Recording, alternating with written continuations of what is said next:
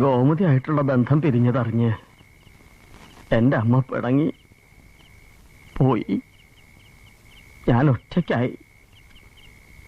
അപ്പോഴാണ് ശരിക്കും എനിക്ക് ബോധമുണ്ടായത്.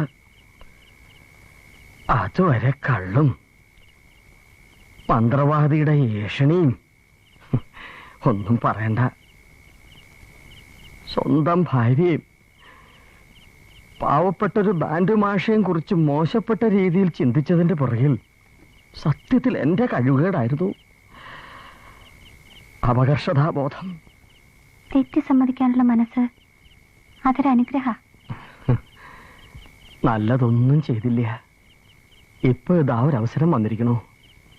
കുട്ടിയുടെയും ബാൻഡ് മാഷയുടെയും വിവാഹം ഞാൻ നടത്തി തരും. മാഷക്ക് മക്കളില്ല.